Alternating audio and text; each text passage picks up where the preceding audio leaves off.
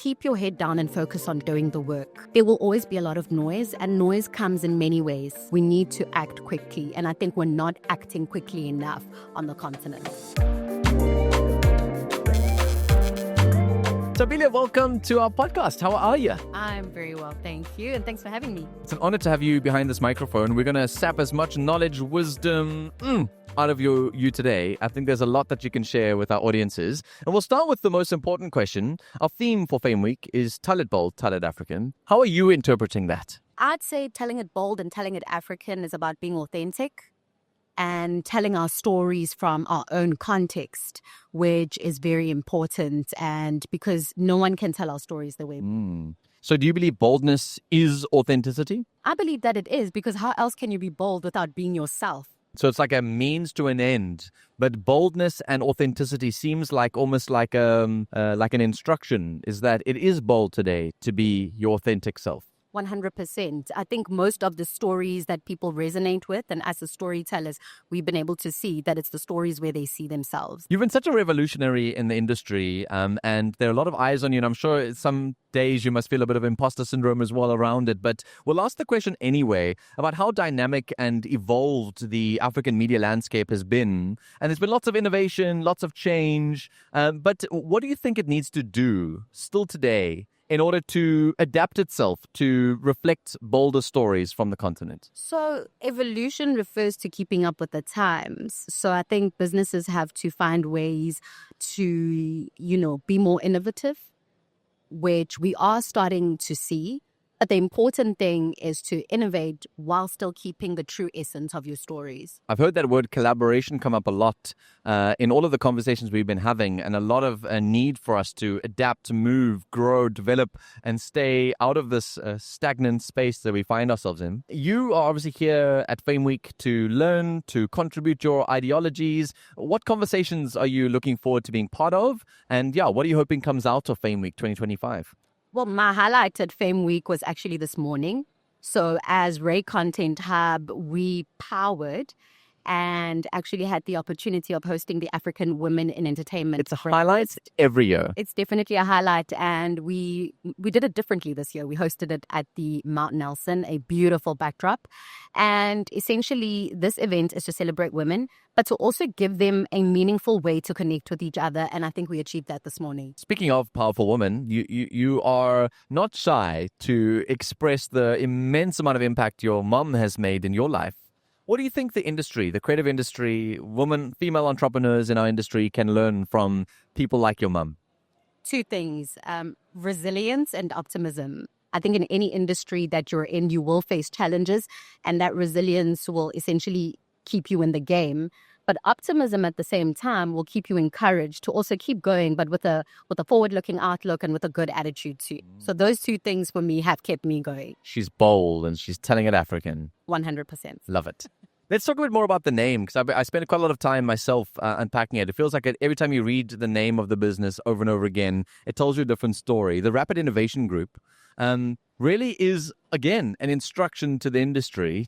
Tell us about the name, its inspiration, and what it means for this evolving African media landscape. When I was crafting the name around 10 or 11 years ago, I was building a vision to have a business that essentially has impact and scales at a rapid pace with innovation as our core value. And because I have a number of entities, we operate under a group structure, Rapid Innovation Group. Why do we need to be rapid today? I think for me, I'll speak for myself as an entrepreneur. A lot of the time, people are scared of scaling. People are scared of pivoting.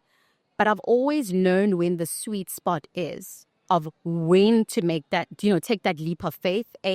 Either start a new business, evolve into a new sector, which I have. We are now officially in the tech sector since 2 years ago. In 2023, we launched Blue Stream Technologies. And so it's about knowing for yourself. And I think entrepreneurs essentially have that instinct within them. Hence, I always say, to a large extent, entrepreneurs are born. What do you think is holding Africans back from this next level of evolution that we're going to experience? What are the biggest barriers we face on the continent, in your view? I think in many ways it's a fear of change. we say that we are open to change, but when it's time to either adapt to new ways of doing things, whether it's technology, we know what's happening with AI. We've seen that even in the space that we're in. The moment you mention AI, people think that they are going to be replaced with machines. And I think it's changing that and saying, actually, AI can make us more productive. It can make us write better. It can make us, think differently in how we do things across the board. And even in the space that we're in the news space in particular, I always say people think we have a news channel, and that's exactly what it is. But at the base, it's a technology business. We spend most of our capital expenditure actually goes to technology. And so it's about saying, let's be open to new ways. But when the opportunity comes to bring in new technologies or new ways of thinking and doing things, we need to act quickly. And I think we're not acting quickly enough on the continent. You built differently, definitely. And I want to know where you're placing your bets. I've met a lot of filmmakers here. I've met a lot of business people. I've met a lot of musicians, publishers, broadcasters, rights owners. And there seems to be a bit of a divide between those who think South Africa and Africa should be considering more global appeal, or whether we should be considering more innovation locally towards more local consumption.